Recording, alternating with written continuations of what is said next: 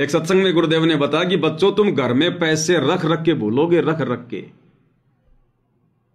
तुम्हारी बहन जी जब कभी तुम्हारे कपड़े धोएगी तब उसमें से कभी 1000 रुपए निकलेंगे, कभी 500 रुपए निकलेंगे, और तुम कहोगे मुझे पता ही नहीं था।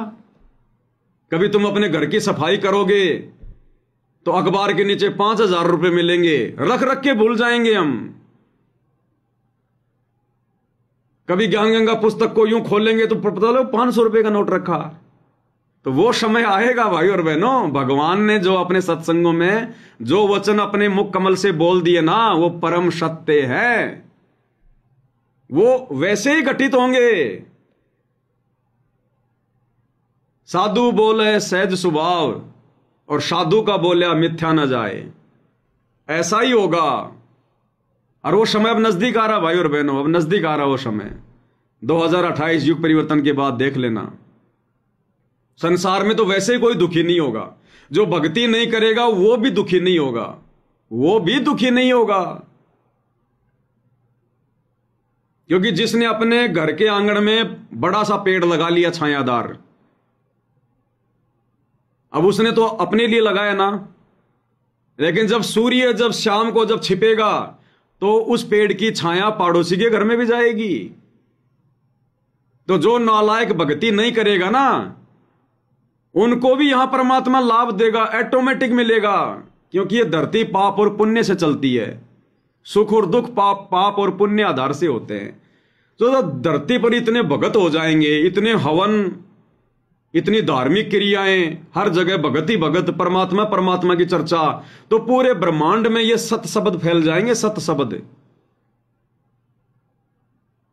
और मालिक ने बताया एक सत्संग में कि हमारे जो शब्द है ये अखंड है, ये जो शब्द हैं ये अखंड हैं, शब्दों का कभी नाश नहीं होता है, शब्द अखंड होते हैं।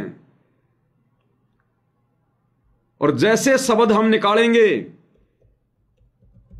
ये शब्द ऊपर ब्रह्मांड में जाते हैं, ब्रह्मांड में, और ब्रह्मांड में जाकर फिर इनका रिएक्शन होता है, और फिर ये शब्दों का वैसा ही जो प्रभाव है, जो रिएक्शन है, फिर ये नीचे होता है लोगों पर, नीचे फिर वैसा ही उसका रिएक्शन होगा। तो पूरी पृथ्वी पर ऐसा वातावरण हो जाएगा आने वाले समय में, ऐसा वातावरण, जब घर घर में 5 यज्ञ शुरू हो जाएंगे, घर घर में। कल के वीडियो में परमात्मा ने यही तो बुलवाया था कि हमने भक्ति करने के लिए कहीं आश्रमों में जाने की जरूरत नहीं पड़ेगी, भगवान ऐसी व्यवस्था करके जाएगा। और गुरुदेव ने क्लियर कर दिया वैसे भी अपने एक सत्संग में कि बच्चों जिस समय ये 5 यज्ञ घर घर में होने शुरू हो जाएंगे, घर घर में, परमात्मा यहां का माहौल चेंज कर देगा पृथ्वी का। दुख नाम की कोई चीज नहीं रहेगी, सतयुग जैसा माहौल आ जाएगा। सतयुग में क्या होता था, गुरुदेव ने बताया, सतयुग में औरत कभी विधवा नहीं होती थी क्योंकि लोगों के पास में भक्ति थी। बेटा बेटी कभी भी अपने माता पिता की आज्ञा की अवहेलना नहीं करते थे, बड़े आज्ञाकारी होते थे। माता पिता की आंखों के सामने उनके बेटा बेटी की मृत्यु नहीं हुआ करती थी, समय पर बरसात हुआ करती थी, घर में कोई अमंगल नहीं होता था, सब पर परमात्मा प्रसन्न होता था।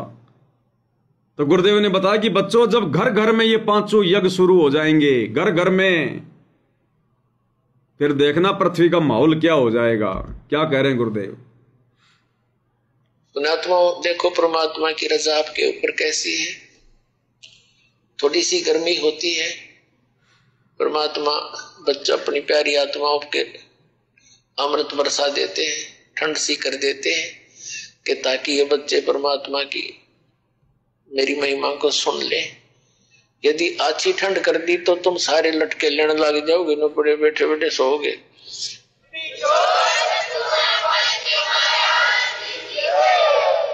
तो जितनी आवश्यकता है उतना ही अपने बच्चों को डोज देंगे। और पुण्य पुण्यात्माओं, यदि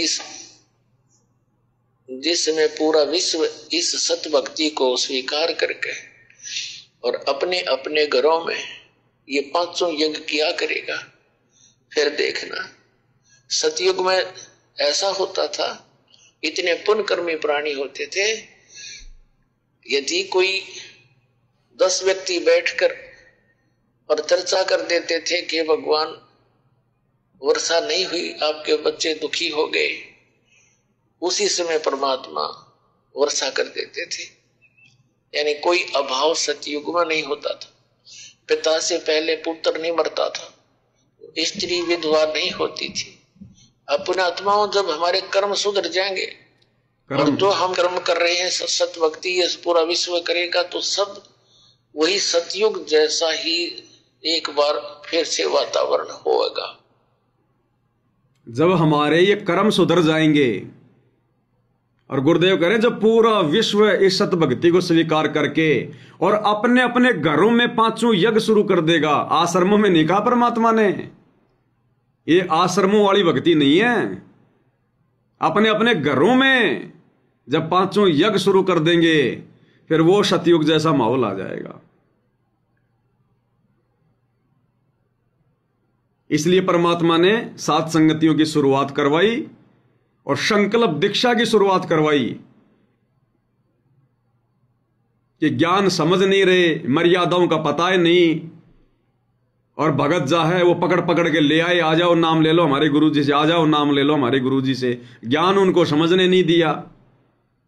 बताओ फिर क्या खाक भक्ति करेंगे वो आगे चल के। और यही हाल हो गया संगत का। ये जितनी भी भेड़ चाल में संगत वर्तमान में जो ये चल रही है ना, ये कौन है भाई और बहनों? ये वही है जिन्होंने ज्ञान समझा नहीं, जिनको ज्ञान समझने नहीं दिया। आज वर्तमान में इन सतलोक आश्रम वालों के पीछे चलकर अपनी भक्ति जो बर्बाद कर रहे हैं, राजनेताओं की रैलियों में धक्के खा रहे हैं, इनसे चाहे श्री राम की पूजा करवा लो, चाहे श्री रामपाल जी की पूजा करवा लो, इनको पता ही नहीं। तो ये वही है। सबसे पहले तो वो पुराने भगत जिन्होंने कभी ज्ञान को अच्छे से समझा ही नहीं, गुरु को मानुष माना वो, और दूसरे गुरुदेव के जेल जाने के बाद इन्होंने पकड़ पकड़ के लोगों को जोड़ दिया, पकड़ पकड़ के जोड़ दिया लोगों को। घर पर ज्ञान गंगा पहुंची नहीं, उससे पहले फोन करने शुरू कर देते हैं, हाँ जी नाम कब ले रहे हो? अरे भैया पहले ज्ञान तो समझ लो। 2 दिन बाद में, हाँ जी भैया नाम कब ले रहे हो? अरे भैया अभी तो मैंने 5 ही पेज पढ़े ज्ञान गंगा के। बेचारे को जबरदस्ती नाम दीक्षा दिलवा दो। बहुत सारे भाई बहनों के फोन आते हैं, वो कहते हैं भगत जी हमें तो 6 महीने के बाद पता चला कि गुरुजी जेल में। इन लोगों ने बताया नहीं कि गुरुजी जेल में। यहां तक नहीं पता, किसी को नियमों का नहीं पता कि ना मेरे को तो किसी ने नियम बताए नहीं। और जितनों को इन्होंने कोरोना में ऑनलाइन नाम दीक्षा दी है, किसी को नियम बताए नहीं, पता ही नहीं किसी को नियमों का। कई तो कह रहे हैं भगत जी वो हमारे को मंत्री समझ में नहीं आया था। फिर भाई तू 6 महीने से जाप क्या कर रहा था? बोला मैं तो कुछ नहीं कर रहा था, और फिर भी कह रहा मैं संत रामपाल जी का भगत हूं। तो ये भीड़ वर्तमान में जो राजनेताओं की रैलियों का हिस्सा बन रही है ना, दुनिया में गुरुजी की फजीती करवा रही है, जो इन सतलोक आश्रमों से जुड़े हुए हैं। सबसे पहले तो वो जो सन 1994 से 2010 तक वाली भीड़, जिनको गुरुजी ने अपनी तरफ से लाभ दिए, फिर उन्होंने ज्ञान सुनना ही बंद कर दिया। और दूसरे गुरुजी के जेल जाने के बाद में जबरदस्ती के भगत पकड़ पकड़ के जो भीड़ इकट्ठा कर दी। कंपटीशन शुरू हो गया कि हमारे नामदान पर 1 महीने में इतने लोगों ने नाम लिया, गुरुजी मुझे माला पहनाएंगे, गुरुजी मुझे शाबाशी देंगे, वाह बेटा वाह। कंपटीशन शुरू कर दिया, गधे घोड़े सबको जोड़ दिया, आ जाओ ज्ञान, अरे सुन लेंगे बाद में ज्ञान, नियम मर्यादा कोई दिक्कत नहीं, तुम तो आ जाओ। ये वही भीड़ है भाई और बहनों, जिनको बेचारों को पता ही नहीं हमने क्या करना था और हम क्या कर रहे हैं। इसलिए परमात्मा ने फिर 7 संगतियां शुरू करवाई। जितने भी आ रहे हैं सब यहां पर लाभ प्राप्त करने वाले हैं, लाभ ही लाभ लेने वाले आ रहे हैं। ज्ञान समझ के ढंग का आदमी कोई आ ही नहीं रहा। सारे हरी बीमारी वाले, भूत प्रेत वाले आ रहे हैं। तो परमात्मा ने फिर ये सत्संगतियां शुरू करवाई। अब ये आत्माएं हैं जो ज्ञान को समझ रही हैं और समझ चुकी हैं। संकल्प लेकर इतना संघर्ष इधर सार नाम लेकर भी नहीं कर पा रहे इन आश्रमों में। इतनी चिंता आत्म कल्याण की संकल्प वालों को यहां सार शब्द लेकर भी भक्तों को चिंता नहीं है। तो हमारा जो विषय था भाई और बहनों कि 100 वर्ष सतगुरु की पूजा एक दिन अनुपासी, वो अपराधी आत्मा फिर पड़े काल की फांसी। साल 6 महीने गुरु जी की भक्ति करी, आशीर्वाद लिया, दर्शन किया, दान धर्म किया, लेकिन ज्ञान को आधार बनाया नहीं और फिर तोड़ दी कोई मर्यादा। और अभी उसका वो बुरा समय आया नहीं जिस कारण से मर्यादा टूटने के कारण उसको कोई विशेष नुकसान नहीं हो रहा। तो वो क्या समझेगा, और काल के जाल में फंसेगा वो कि देख भाई मैंने तो गलती भी कर रखी है, मर्यादा भी तोड़ रखी है और मेरा तो कुछ बिगड़ भी नहीं रहा। और उसकी देखा देखी फिर दूसरे जो नए भगत हैं वो भी यही सोचेंगे भाई फिर मैं क्या करूं, फिर मर्यादा में रहकर भक्ति करने की क्या जरूरत है। अरे वो फला फला भगत है, वो ना तो मर्यादा निभाता है और ना उसको कोई नुकसान हो रहा, सारे ठाट बाट हो रहे हैं। तो उस नालायक की देखा देखी दूसरे कमजोर भगत भी परमात्मा से धीरे धीरे दूर होने लग जाते हैं। और रीजन क्या बताया गुरु जी ने कि उस नालायक व्यक्ति ने साल 2 साल 6 महीने अच्छे से भक्ति करके दान धर्म करके और सतगुरु चरणों में बैठकर अपनी बैटरी चार्ज कर ली। बैटरी और अब यहां से नाम भी छोड़ गया, गुरु भी चेंज कर दिया। यह आ रहा है केवल दिखावट का भगत बन के भक्ति कर रहा है, लेकिन अभी उसका वो बुरा समय नहीं आया जिस कारण से उसके मौज मच रही है। और गुरुदेव ने बताया जिस दिन उसका बिगड़ना शुरू होगा उसके समझ में नहीं आएगी कि मेरे साथ हो क्या रहा है। उसके समझ में नहीं आएगी फिर कि मेरे साथ हो क्या रहा है। इसलिए भाई और बहनों हमने भक्तों को देखकर भी नहीं चलना है कि कौन भगत मर्यादा में रह के भक्ति कर रहा है, कौन मर्यादा तोड़ के कर रहा है, किसको सुख हो रहे हैं किसको नहीं हो रहे। हमारे लिए तो वो बातें परम सत्य है जो गुरु जी ने अपने विधान के अंतर्गत अपने सत्संगों में बता दी कि भाई आपने अगर इस भक्ति से लाभ लेना है, मोक्ष करवाना है, तो आपने इस प्रकार से भक्ति करनी पड़ेगी। हमने उस हिसाब से चलना पड़ेगा अगर भक्ति पर सफलता प्राप्त करनी है। तो क्या करें गुरुदेव भगवान, ये काल फिर हमारे मन में क्या शंका पैदा करता है कि मेरा तो कुछ बिगड़ ही नहीं रहा। परमात्मा कहते हैं जब तुम भक्ति करते हो और पतिव्रता पद पर रहते हो, यानी 100 वर्ष तो सतगुरु पूजा एक दिन आन उपासी, वो अपराधी आत्मा भाई पड़े काल की फांसी। 100 वर्ष तो आप वो साधना कीजिए जो दास आपको बता रहा है, और एक दिन आन किसी के कहने से आन उपासना कर ली, कहते वो अपराधी आत्मा फिर पड़े काल की फांसी। वो साधना आपने किसी और के बताई हुई नहीं करनी है। और जब आप पतिव्रता पद पर रह करके साधना करोगे, पतिव्रता पद का मतलब है केवल एक ही गुरु और दूसरा पृथ्वी पर नीचे भगवान भी आ जावे। पतिव्रता पद वाली भक्ति का क्या मतलब बताया गुरु जी ने? पतिव्रता पद का मतलब होता है केवल एक गुरु जी और दूसरा पृथ्वी पर कोई नहीं, चाहे भगवान भी उतर के आ जावे। अब भगवान कौन, संगत किसे भगवान मान रही है? दाढ़ी मूंछ वाले कबीर को। अरे ब्रह्मा विष्णु महेश को तो भगवान कोई मानेगा नहीं सतगुरु रामपाल जी से तत्व ज्ञान लेने के बाद। फिर ये काल दाव कहां लगाएगा? फिर ये दाढ़ी मूंछ वाली उस फोटो के ऊपर हमारा ध्यान केंद्रित करेगा कि यो भगवान यो भगवान। तो गुरु जी सत्संगों में फिर क्लियर कर देते हैं कि पतिव्रता पद की भक्ति का क्या मतलब होता है। केवल एक गुरु, दूसरा बीच में कोई नहीं, चाहे भगवान भी क्यों ना जाए। इसलिए तो हम सत्सेवक भाई बहनों ने उस भगवान को, नकली भगवान को, नकली गोविंद को, कबीर जी की दाढ़ी मूंछ वाली फोटो को फाड़ फाड़ के बाहर कर दिया कि केवल एक गुरु, दूसरा कोई नहीं। वो बता रहा है, और एक दिन आन किसी के कहने से आन उपासना कर ली, कहते वो अपराधी आत्मा फिर पड़े काल की फांसी। वो साधना आपने किसी और के बताई हुई नहीं करनी है। और जब आप पतिव्रता पद पर रह करके साधना करोगे, पतिव्रता पद का मतलब है केवल एक ही गुरु और दूसरा पृथ्वी पर नीचे भगवान भी आ जावे। ये मालिक कहते हैं गुरु गोविंद दोनों खड़े किसके लागू पाए, उन्हीं का आदेश है। इसीलिए है कि आपको ये काल और अपने दूतों के द्वारा हमारे रास्ते से भ्रष्ट कर देता है। फिर कुछ दिन आपका पुण्य आपके साथ होता है, वो पहले किया हुआ जो इस सतभक्ति का, तो वही आपको देता रहता है। आप सोचते हो मुझे कुछ हानि भी नहीं हो रही है, गुरुजी भी त्याग दिया है और मैं अब साधना भी अपने हिसाब से ही कर रहा हूँ।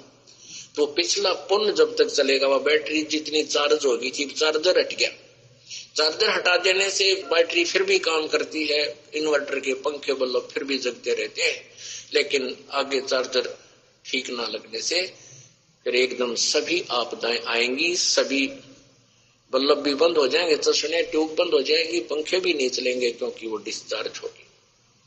तो परमात्मा कहते हैं 100 वर्ष तक सतगुरु पूजा, एक दिन आन उपासी, वो अपराधी आत्मा फिर पड़े काल की फांसी।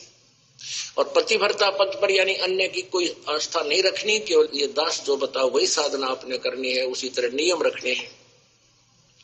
कहते पतिव्रता जमी पर जो जो धर है पाँव, और समर्थ झाड़ू देते है ना कांटा लग जाए।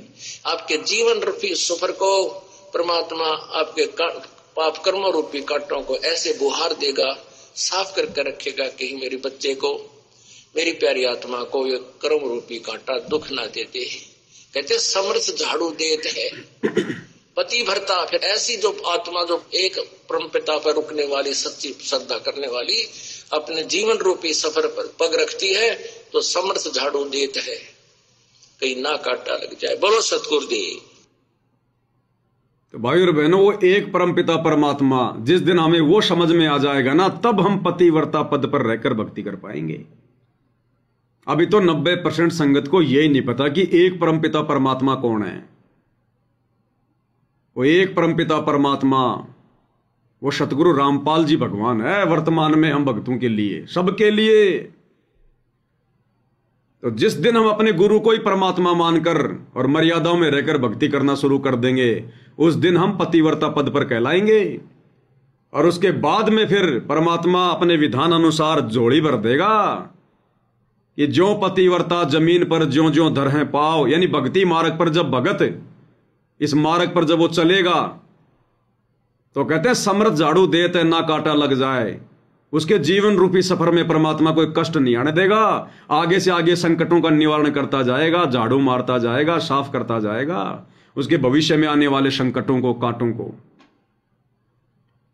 और बहुत सारे भाई बहन जो दास को थोड़ा सा नादानी में ये कह दिया करते थे कि भगत जी आप इन आश्रम वालों के बारे में इतना कुछ बता रहे हो और हम अपनी आंखों से भी देख रहे हैं कि ये लोग कोई मर्यादा नहीं निभाते, ना ये गुरु जी को परमात्मा मान रहे, ऊपर से इनका व्यवहार भी एक जो है मतलब भगत जैसा नहीं है। सांसारिक आदमी का व्यवहार बोलचाल भी अच्छा, इन आश्रम वाले कोऑर्डिनेटरों का, नामदान सेंटरों को वालों का, इनका तो बहुत ही बिगड़ा हुआ इनका व्यवहार है। और फिर भी भगत जी इनका कुछ बिगड़ ही नहीं रहा, ये ऐसो आराम कर रहे हैं, दिन रात आगे ऐसे आगे बढ़ रहे हैं। तो गुरुदेव के इस सत्संग से समझ में आ जाना चाहिए भाई और बहनों कि उनको अपना पिछला वो पुण्य मिल रहा है, वो वर्तमान में मर्यादा में नहीं है। वर्तमान में तो घोर अपराधी बन गए वो परमात्मा के, खुद का तो सत्यानाश करवाया, संगत की मर्यादा तोड़वा के उनका भी सत्यानाश करवा दिया। उन भक्तों का पाप कर्म भी अपने सिर पर लेकर बैठे हैं, लेकिन उनकी पिछली बैटरी चार्ज है अभी। जितने दिन गुरु जी की शरण में रहे, दान पुण्य किया, थोड़ी बहुत मर्यादा निभाई, अभी उनके संस्कार अच्छे हैं, उनकी बैटरी अभी चार्ज है, गुरु जी से उनका कनेक्शन हट चुका है।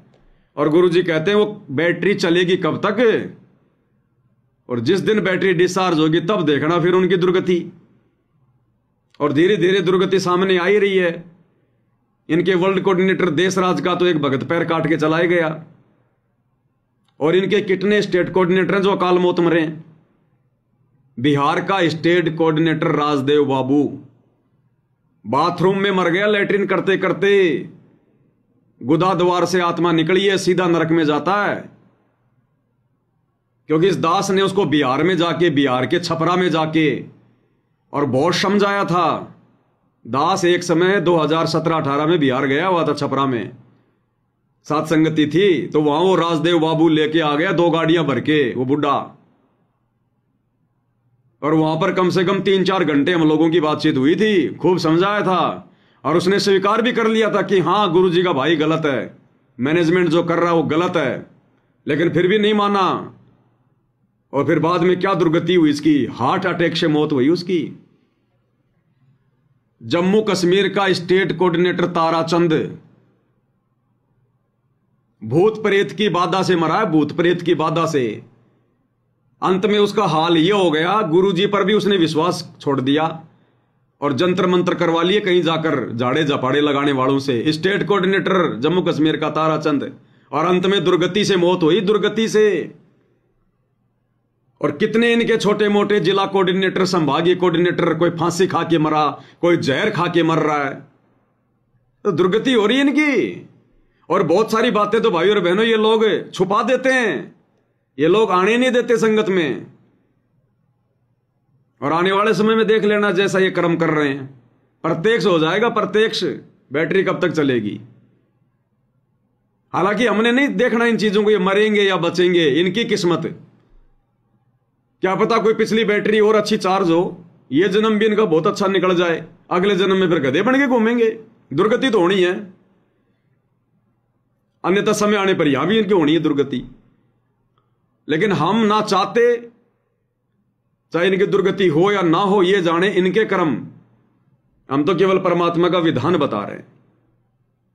तो गुरुदेव ने क्लियर कर दिया कि 100 वर्ष सतगुरु की पूजा, एक दिन अनुपासी, वो अपराधी आत्मा पड़े काल की फांसी। और अनुपासना इन्होंने पूरी संगत से करवा रखी है, पूरी संगत से। ये परशुराम की जयंती में जो भक्तों को भेजा गया, ये क्या है? परशुराम की जयंती एक धार्मिक प्रोग्राम था, काल का अवतार था परशुराम।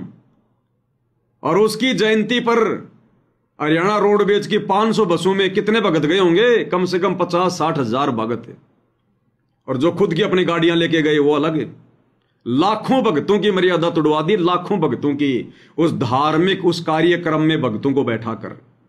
हो गई अनुपासना। काल ऐसे करता भैया, यही अनुपासना है, और क्या है? अरे वहां जाने से तुम्हारा सहयोग हो गया, इसी को तो अनुपासना कहते हैं। अयोध्या में दुनिया रामचंद्र जी के दर्शन करने आ रही थी, रामलला मंदिर के। इन आश्रम वालों ने जबरदस्ती वहां जाकर भंडारा लगा दिया। और भंडारा अपने बाप दादाओं की जमीन बेच के नहीं लगाया, संगत के ज्योति पाठ और दान के पैसे से।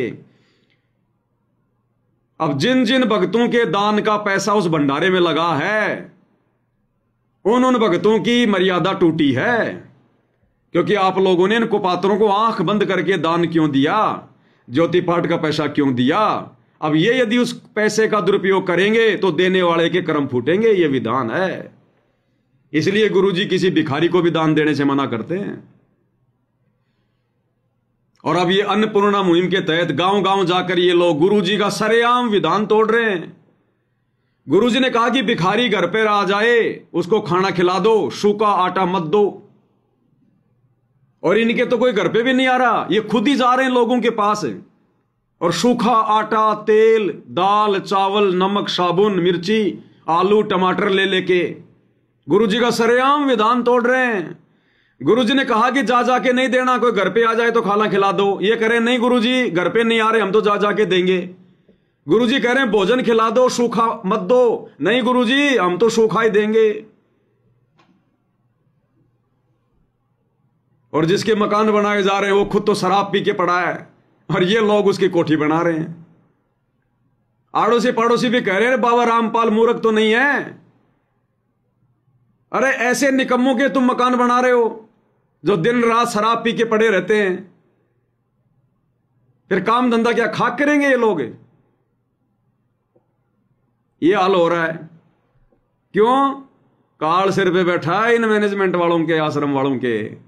इनको सद्बुद्धि आने नहीं देगा, वही कर्म करवाएगा जिन कर्मों से इनकी भक्ति बर्बाद हो। तो भैया जितनी तेजी से इन लोगों ने गुरुजी की शरण में रहकर थोड़ा बहुत दान पुण्य करके, मर्यादा में रहकर भक्ति करके जो बैटरी चार्ज की है ना, अब सीधा सीधा काल इनसे गुरुजी से पंगा दिलवा रहा है। और भगवान से पंगा लेके जो काम करेगा, यानी उनकी मर्यादा तोड़ के जो काम करेगा, फिर उसकी बैटरी भी बहुत तेजी से डाउन होती है।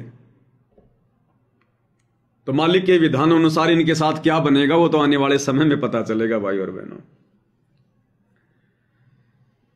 बाकी आप और हमारे ऊपर गुरुदेव ने जो रजा की है भाई और बहनों, बिल्कुल छप्पर फाड़ है, और हमने गुरुदेव भगवान की इस रजा को इसी प्रकार से बना के रखना है। और हमने अपनी भक्ति को प्रथम जो है वो प्रायोरिटी देनी है, प्रथम प्रायोरिटी, प्रथम महत्व अपनी भक्ति को। ये भक्ति से सब कुछ होगा।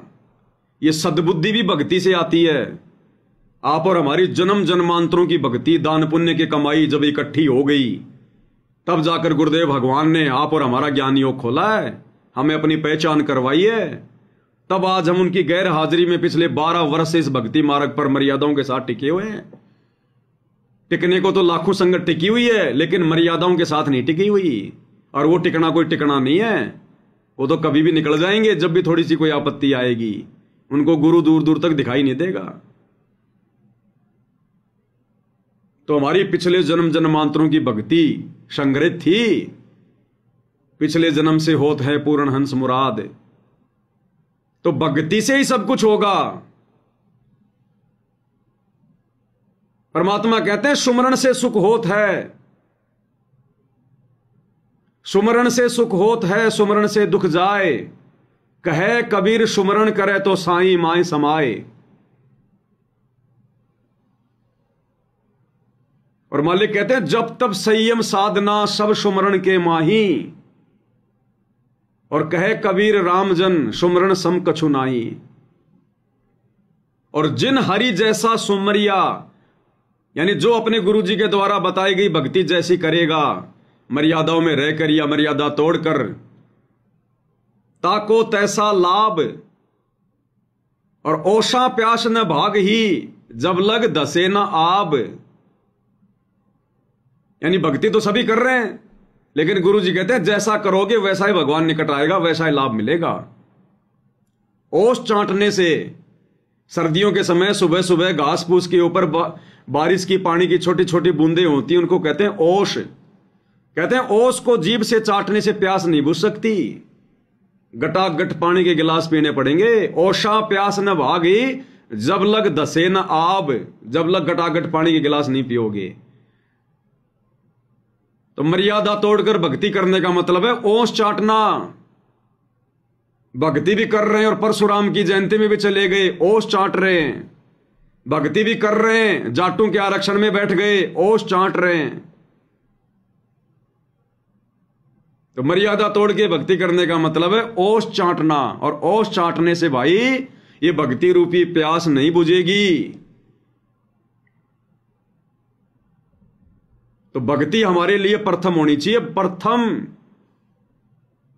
बाकी जिस प्रकार से ये दास आप भाई बहनों को समझाने के लिए लाइव आता है, चिल्लाता है, गुरुदेव के सत्संगों से आपको ये प्रमाण दिखाता है, ये कर्म तो आप सबने करना चाहिए। ये सोशल मीडिया भगवान ने क्यों दी है? ये भर दो सोशल मीडिया को सतगुरु की महिमा कर करके। एक शब्द ले लो, उसकी एक चौपाई बोलो, फिर उस चौपाई को समझाओ ना। तुम ये क्यों सोच रहे हो कि मेरा वीडियो कोई देख नहीं रहा? 4 भगत देख रहे हैं, 3 भगत देख रहे हैं, आने वाले समय में पूरी दुनिया ना देखेगी। ये दुनिया भर की बकवादे जो लोग डाल रहे हैं 2 पैसे कमाने के लिए, लड़कियां अर्धनग्न होके पता नहीं क्या क्या वीडियो बना रही हैं। अरे ये लोग फालतू में सोशल मीडिया को भर रहे हैं, मिलना इनको कुछ नहीं है, इनके कर्म बिगड़ रहे हैं। ये सजा के हकदार है आने वाले समय में। और आप और हम जो वीडियो बना बना के डाल रहे हैं, भले आज हमारे ज्यादा व्यू नहीं आ रहे, ज्यादा लोग नहीं देख रहे, आज दुनिया के भले ये मतलब के ना हो, उनकी नासमझी के कारण है तो सबके मतलब के, लेकिन आने वाले समय में भाई और बहनों ये दुनिया केवल यही वीडियो देखेगी। जैसे आज आप और हम भगत भाई बहन इस ज्ञान से परिचित होने के बाद, काल के षड्यंत्र से परिचित होने के बाद, आप और हम जब भी यूट्यूब खोलते हैं, फेसबुक खोलते हैं, हम यही देखते हैं कि कोई सत्संगति का वीडियो आ जाए, गुरु जी का कोई सत्संग आ जाए, बाकी बकवादे हम नहीं देखते, खोलते भी नहीं है। तो आने वाले समय में इस पृथ्वी पर जब सभी भक्ति करेंगे तो बकवाद कौन देखेगा? सब लोग भक्ति से संबंधित वीडियो देखेंगे, और उस समय जिस भी भगत भाई का वीडियो आ गया वही देखना शुरू कर देंगे। तो आने वाले समय में दुनिया देखेगी। अरे गरीबदास जी ने जिस समय अपना ये सदग्रंथ साहिब लिखवाया, उस समय कौन सुना करता था, कौन देखा करता था? गरीबदास जी बोला करते थे, और वो क्या नाम था उनका, गोपाल दास जी, वो लिखा करते थे, और 24,000 वाणियां लिखवा दी उन्होंने, इतने शब्द लिखवा दिए। उनको पता था कि आने वाले समय में पूरी दुनिया इसको पढ़ेगी।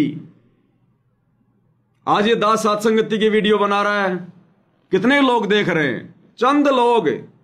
दुनिया के तो मतलब के नहीं हमारे वीडियो वर्तमान में। संगत वालों ने मुझे गुरुद्रोही मान रखा है, संगत वाले वैसे डरे हुए हैं। ये पवन दास का तो अगर शकल भी देख लिया तो पता नहीं हमारे घर में कोई भूत घुस जाएगा। और नालायकों को पता नहीं कि पवन दास के वीडियो देखोगे तो भूत बाहर निकल जाएंगे। तुम्हारा जो भरम भूत है ना वो बाहर निकल जाएगा अगर वीडियो देख लोगे तो। मालिक कहते ना, हमारा संत महात्मा आवेंगे, वो शब्द साहिब के गावेंगे, और मारे भरम भूत मिट जावेंगे, फिर होवे नाम विश्वास। तो पवन दास के वीडियो देखने से तो असल में ये मैनेजमेंट रूपी भूत, ये कोऑर्डिनेटर रूपी भूत जो तुम्हारे दिलो दिमाग में घुसे हुए ना, ये निकलेंगे। लेकिन ये काल देखने नहीं दे रहा। तो आने वाले समय में भाई और बहनों ये दुनिया वाले यही देखेंगे और कुछ नहीं रुचि बनेगी। इसलिए जो कर्म आज ये दास कर रहा है मालिक के आशीर्वाद से, ये आशीर्वाद गुरु जी ने सबको दे रखा है। इस संगत को इतना डरा रखा काल ने, इतना डरा रखा है। सत्सेवक भाई बहन तो फिर भी अपने गुरु जी की महिमा कर लेते हैं, कोई शब्द गा लेता है, कोई लाइव आ जाता है। ये आश्रम वाले तो इस ज्ञान के ऊपर लाइव भी नहीं आते, डरा रखा है काल ने।